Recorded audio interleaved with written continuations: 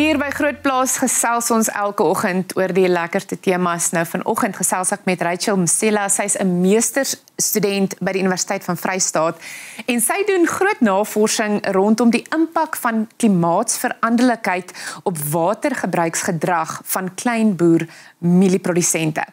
Rachel, welcome to GROOTplaas. Thank you so much for having me. Thank you for waking up so early. We appreciate it. Tell me, Rachel, what exactly is your research about? Okay, so basically the research was focused on the behavioral aspects that influence the decision-making process of smallholder farmers in relation to the impacts of climate variability and how they can better allocate and use water resources efficiently for their production. If you would have to say, why would you say is your research important when we look at the bigger scheme when it comes to agriculture in South Africa?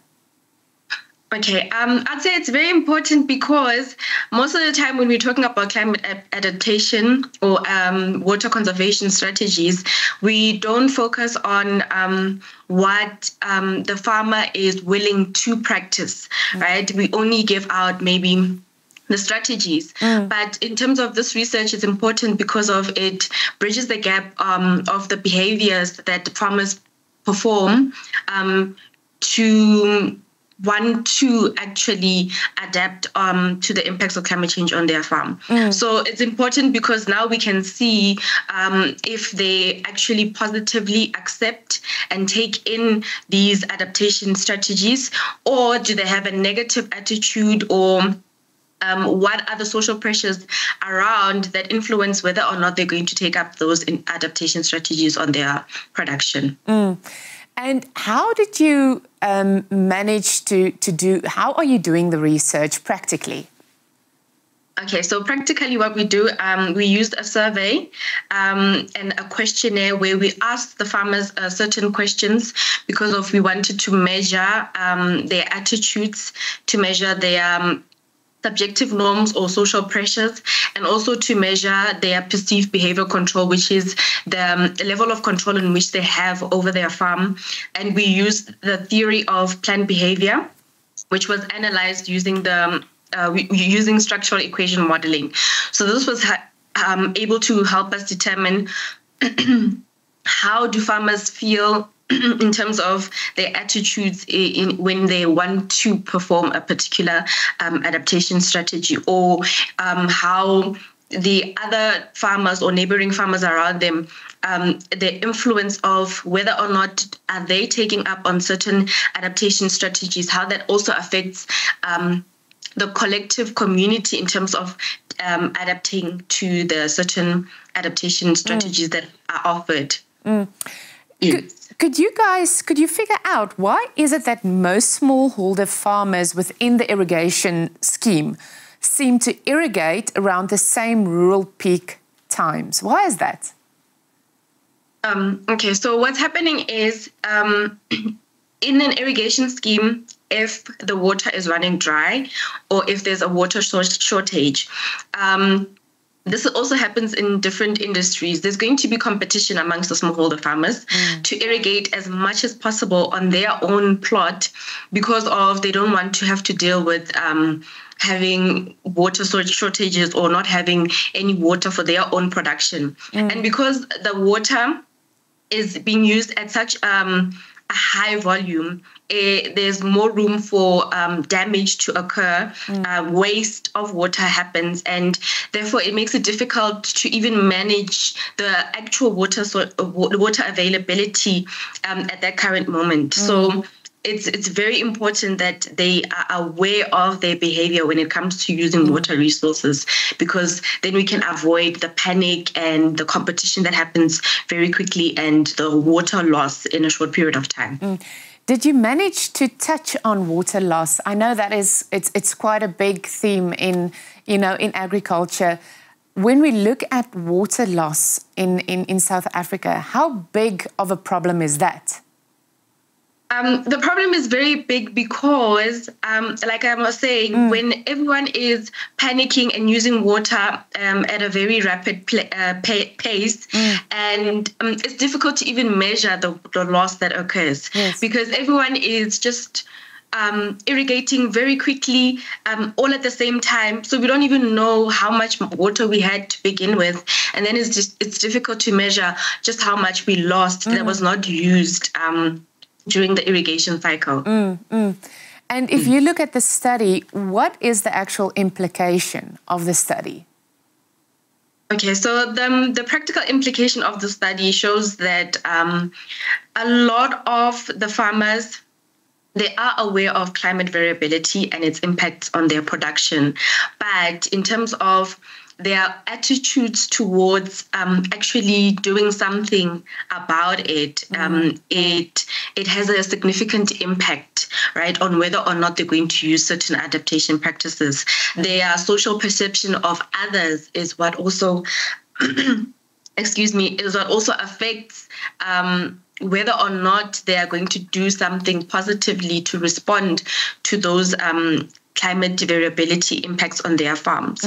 So what was very important in the study is we saw that social capital was very big in how we can influence and drive a certain change in the smallholder farmers to actually take up climate adaptation practices and also water conservation strategies. That sounds really interesting. I think if we look at the value generated from the study, what would that be? So the value generated from the study was we were able to see that if we want to tackle the issue on smallholder farmers being able to adapt efficiently to the impacts of climate variability, then we need to help them by working with extension services or agricultural leaders in that particular community so that they can be empowered on a communal perspective as opposed to just maybe small schemes in the area. Because when we were doing the research, it was it's a whole line of different villages and different farmers in the whole irrigation scheme. So if we are able to have a mass production in terms of education programs or in terms of skills transfer from farmers to farmer, then we are able to deal with the issue with much more impact as opposed to just dealing with a small group of smallholder farmers in the whole irrigation scheme. Rachel, just hold that thought. Ons is nou terug. Ons gaan nou gou 'n bietjie kyk na ons landboukalender, gebeure in jou gemeenskap wat dalk vir jou interessant sal wees. So bly ingeskakel met trots geborg deur FR+.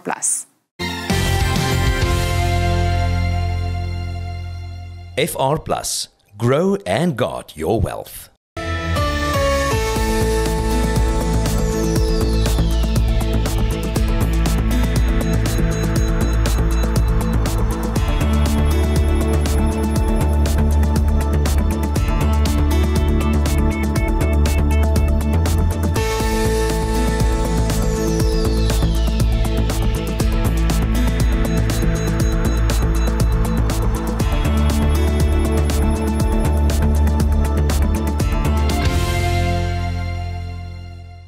Welkom terug. Nou ons gesels verder met Rachel Msila. Sy is 'n meesterstudent by die Universiteit van Vrystaat en ons praat oor interessante navorsing wat sy doen rakende die impak van klimaatsveranderlikheid op watergebruiksgedrag van kleinboermielieprodusente.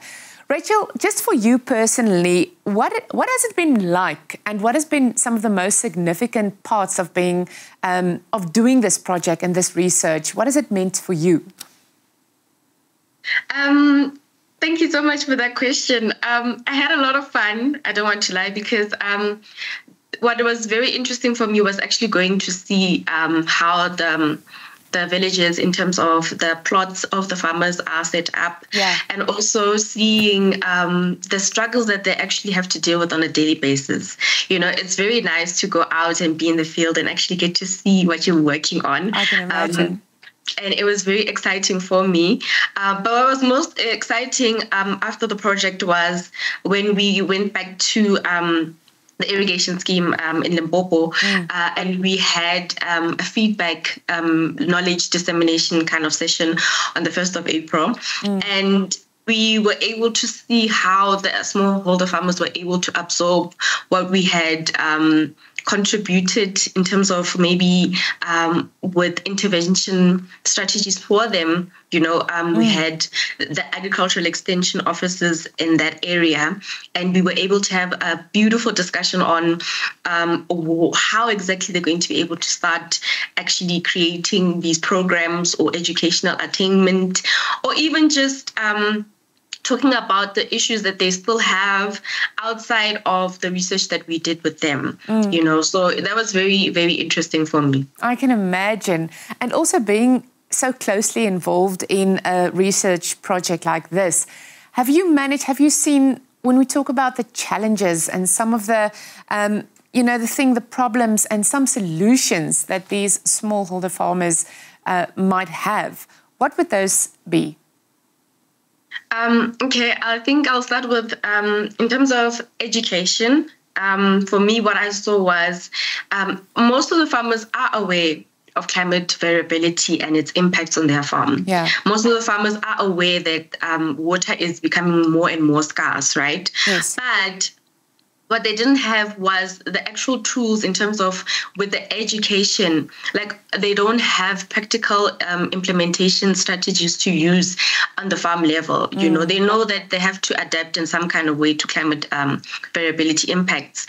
But I feel like if they were able to get like targeted training programs around climate variability, for instance, if there's a water shortage, what could they possibly do depending on the flowering stages or the growth stages of maize production at that current time, right? So I feel like that was something that's very important for the smallholder farmers to actually have something that they can practically work with and to see its benefits, right? And also what I saw was financial unavailability. Most of the farmers, they rely on their production for their source of income, right? And even with financial services, they cannot get credit for that maybe particular season because they have nothing else to give in exchange in terms of collateral because they don't have it, So I think that's also something that in terms of solutions, the project is trying to formulate a solution in that regard because of